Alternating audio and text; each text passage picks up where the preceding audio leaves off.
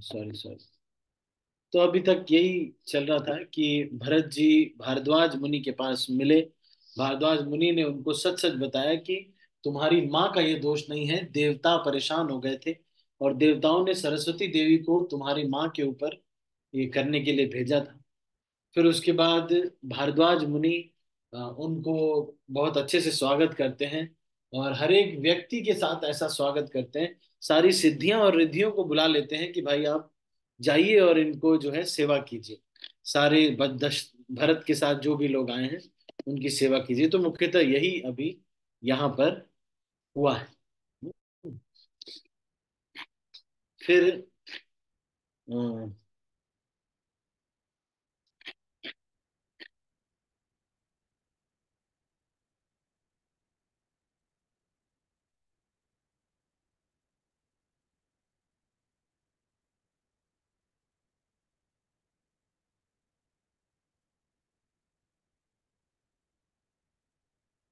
अब दूर से ही जो केवट था, केवट, उसने देखा इन लोगों ने सबको पार कराया।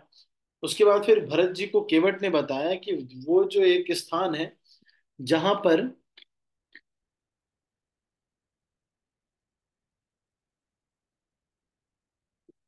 पर बहुत सारे अ, सघन वृक्ष हैं। जिसमें बहुत सारे फल लदे हुए हैं। तो उन सब के बीच ये भगवान राम की पर्ण कुटी है। तो आप वहां जाकर के आप इसको इनसे मिल सकते हैं।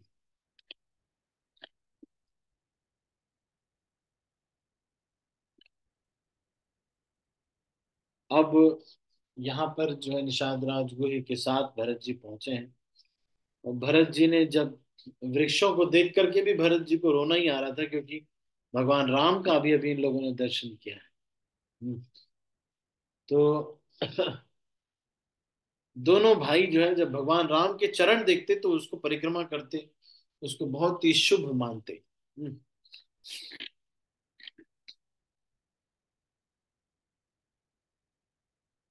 अब ये भरत जी का मिलाप है। लेकिन अभी हम इसको यहीं पर समाप्त करते हैं और अभी हम ज्यादा चर्चा नहीं करेंगे। 5 मिनट अभी हैं हमारे पास। यदि किसी के मन में कोई प्रश्न है तो वो हम ले सकते हैं। Any questions? तो अभी हमने जो आज चर्चा किया, कुछ 22 पेज हमने अभी पढ़े। हम्म, तो मैं अभी, आपको अगर कोई प्रश्न पूछना हो तो आप प्रश्न पूछ सकते हैं, नहीं तो मैं एक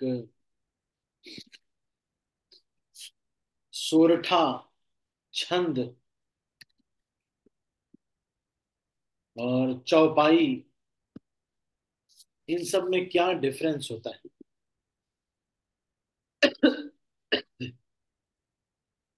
क्योंकि ये कहीं कहीं पे दोहा लिखा है, फिर सोरठा लिखा है, चौपाई लिखा है। इस तरह से लिखा हो तो हमको समझ में नहीं आता कि ये क्या चीज है।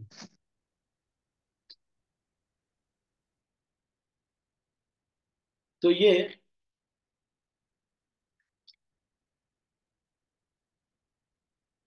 अलग अलग इसके बारे में मत है।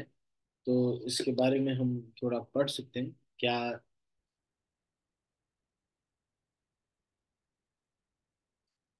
जो दोहा होता है ये सब छंद के प्रकार हैं। सम मात्रा के छंद। सम मात्रा, मात्रा का मतलब 16, 32, 64 ऐसे। हम्म। तो जो दोहा होता है, दोहा के पहले और तीसरे चरण में 16 16 मात्रा, 13 13 मात्राएं, और दूसरे और चौथे चरण में 11 11 मात्राएं होती हैं। ये तो हो गया दोहा।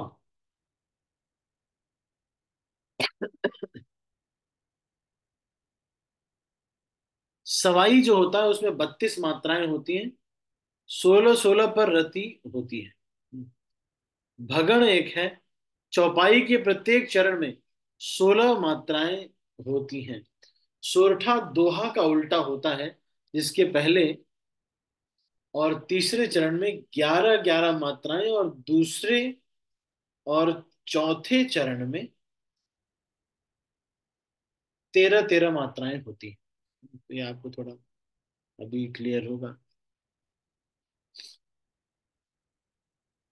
फिर मंत्र, मतलब मनः त्रायते इति मंत्र। फिर श्लोक का मतलब क्या है? कोई श्लोक का मतलब जो ऐसे छंद जिनका प्रयोग लौकिक संस्कृत के महाकाव्यों आदि में होता है, उन्हें श्लोक अथवा वृत्त कहा जाता है। जैसे अनुष्टुप, इंद्र व्रजा, उपेंद्र वज्रा, मालिनी, मंदा कांता आदि। सर्वप्रथम यह जान लीजिए, चौपाई जो है वो हिंदी का छंद है, और हिंदी के अंतर्गत उसकी अ, उपभाषा का भी, उसको उपभाषा के रूप में तो ग्रहण करना ही चाहिए। हम्म, ठीक है। तो ये मुख्यतः जो है थोड़ा बहुत मैंने आपको बताया, और डिटेल में भी हम बता सकते हैं। तो इसका पूरा कैलकुलेशन मैं आपको अ, देखता हूँ किस तरह से ये अरेंज हो जाता है। इससे पूरा कलेक्शन, इसका कैलकुलेशन है किस तरह से छंद, दोहा इत्यादि सब करते हैं। ठीक है, तो अभी हम इसको यहीं समाप्त करेंगे। I am sorry, I am little tired also. थोड़ा सा मैं, I have been traveling a lot, so some of my words are breaking, and I'm not comprehending what I'm speaking sometimes. ठीक है, नहीं, बट आप सब लोग साथ में बने हुए हैं, ये मेरे लिए बहुत प्रेरणा का है, इसलिए मैं आता हूँ।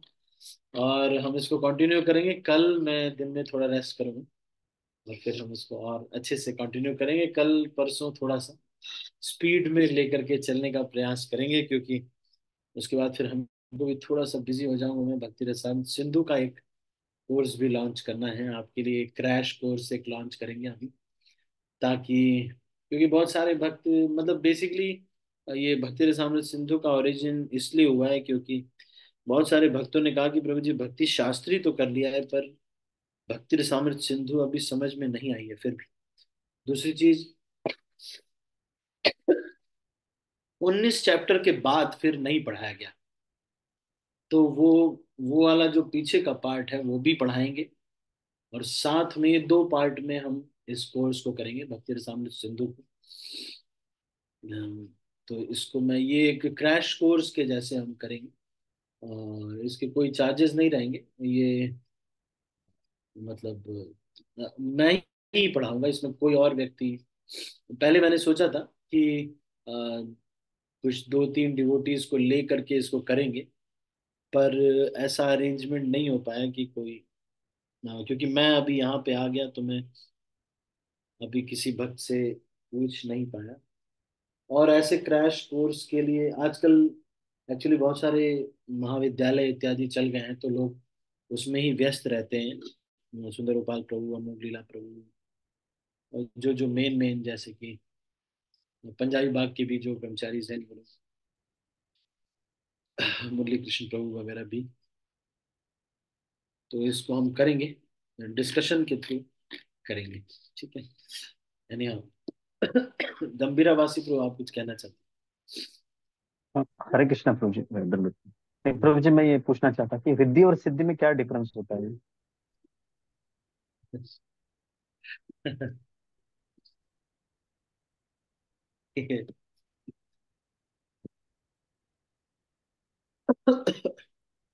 मैंने भी ऐसे ही बस सुना है वैसे। हम्म, रिद्धि सिद्धि नवनीत के दाता। वैसे तो जो सुना है उसके अनुसार ये है कि रिद्धि सिद्धि मतलब गणेश जी की पत्नियां हैं, ऐसा।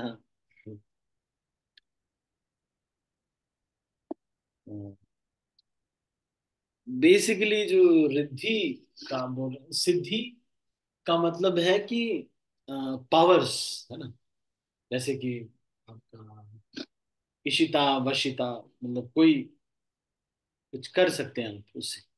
रिद्धि या फिर रिद्ध्यताम, रिद्ध्यताम इत्यादि जब हम स्वस्ति वाचन करते हैं। अ, ओम रिद्ध्यताम इत्यादि करते, तो बेसिकली इट्स फॉर प्रॉस्पेरिटी भैया। तो एक तो सिद्धि है कि यू कैन डू समथिंग, और एक है कि भाई आप, आपके पास बहुत जो है प्रॉस्पेरिटी है, मतलब धन धान्य है, घर परिवार बहुत अच्छे से चल रहा है। तो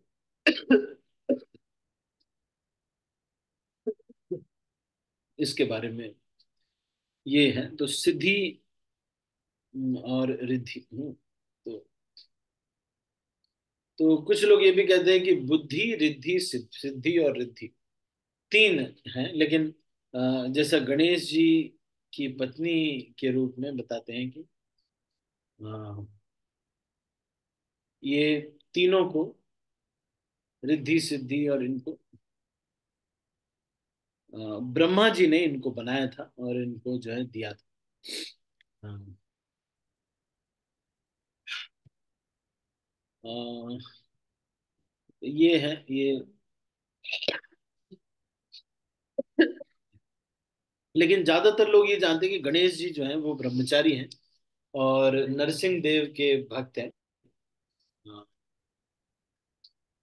हाँ। लेकिन एक वर्जन ऐसा है जिसमें कि अ, उनके मतलब एक एक जगह पर ये वर्णन आता है कि अ, गणेश जी जो हैं वो अ, भास्कर, हाँ, गणेश जी को ब्रह्मचारी के रूप में ही बताया जाता है। मतलब जब कहीं पे भी इनका वर्णन ऐसे नहीं आता, पर जब एक गणेश सहस्त्र नाम भी है जिसमें भी उनको जो है ब्रह्मचारी के रूप में कहा जाता है। तो मतलब ये, लेकिन उस जो वर्ड वहां पे यूज किया जाता है वो अभीरु है। अ, लेकिन अभीरु का मतलब ये भी होता है कि वो जो डरता नहीं है, और उसका दूसरा मतलब ये भी होता है कि जिसकी कोई पत्नी नहीं है। तो ये आजकल के सिनेरियो में उसका इन दोनों को व्यक्ति को रिलेट कर लेता है, लेकिन भास्कर राय जी ने इसको जो है ये टीका की है, और इसमें लिखा है, इसमें कहा है कि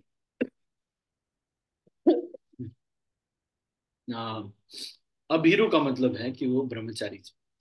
हम्म, तो ये रिद्धि और सिद्धि, कुछ जगह सिद्धि और बुद्धि ये भी बोला जाता है। तो एक मुद्गल पुराण है, उसमें इसका उल्लेख आता है, पर हमारे जो भी पुराण हैं इसमें उप पुराण और बहुत सारे और भी पुराण हैं, तो उसमें से कोई एक कई बार ये होते हैं, जैसे गणेश पुराण भी है एक, है ना। तो इन सब चीजों में फिर कई बार, और शिव पुराण में इसका वर्णन थोड़ा सा आता है कि किस तरह से रिद्धि सिद्धि इनकी पत्नियां हैं। मत्स्य पुराण में भी इसका थोड़ा वर्णन आता है। तो अष्ट सिद्धियां जो हैं, मतलब सिद्धियां, ये गणेश जी जो हैं, ये ये अष्ट सिद्धियां मतलब ये आठों सिद्धियां भी इनकी पत्नियां एक तरह से कह सकते हैं आप, है ना नहीं।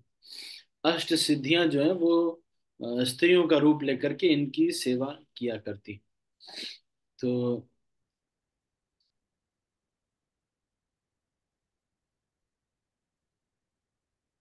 देवांतक नाम के एक दैत्य को मारने के लिए गणेश जी ने इसका अ, नरांतक और देवांतक नाम के दो असुर थे जो कि रावण के पुत्र थे, और अत्तिकाय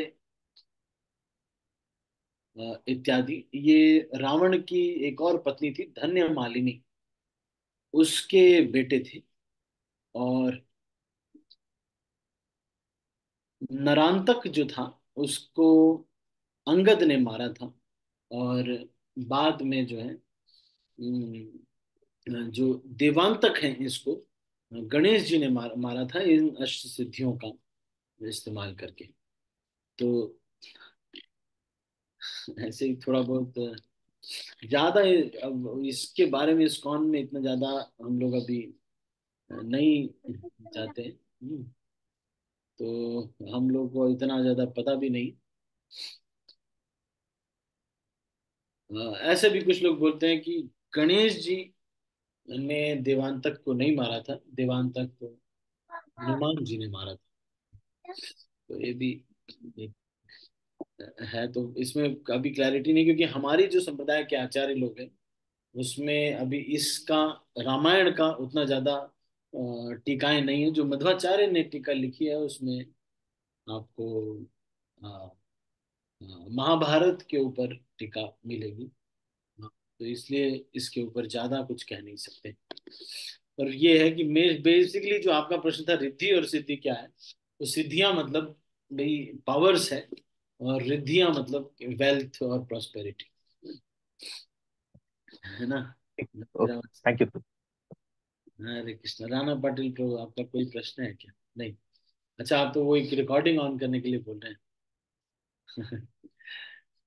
ठीक है, तो अभी इसको यहीं पर, और किसी का कोई प्रश्न तो नहीं? हरे कृष्ण प्रभु जी, आपने जो पर्वत का नाम बताया था, प्लीज एक बार बताइए ना। कौन से पर्वत का नाम? अभी एक पयस्विनी नदी और एक पर्वत का नाम बताया था, के से था नाम। कामतगिरी। हाँ, ओके। थैंक यू प्रभु। हाँ, हम करेंगे चित्रकूट यात्रा एक करेंगे, बहुत ही अच्छी होती है चित्रकूट यात्रा। और कभी करेंगे, यहाँ से पास में है हमारे, यहाँ जहाँ मैं रह रहा हूँ यहाँ से पास में ही, बगल में ही है। तो कभी चित्रकूट यात्रा भी कर सकते हैं। ठीक है, तो अभी हम इसको यहीं पर समाप्त करते हैं। कल मैं थोड़ा फ्रेश करके इसको हम थोड़ा जल्दी समराइज भी करेंगे, और फिर हम भक्ति रसामृत सिंधु और जो कुछ जो क्रिटिकल बुक्स हैं उनके ऊपर भी और थोड़ा बहुत विश्वनाथ चक्रवर्ती ठाकुर और इनकी जो टीकाएं हैं, ये बहुत सारे भक्त लोग ये भी करते हैं। एक भगवत गीता का भी मैं कोर्स सोच रहा हूँ।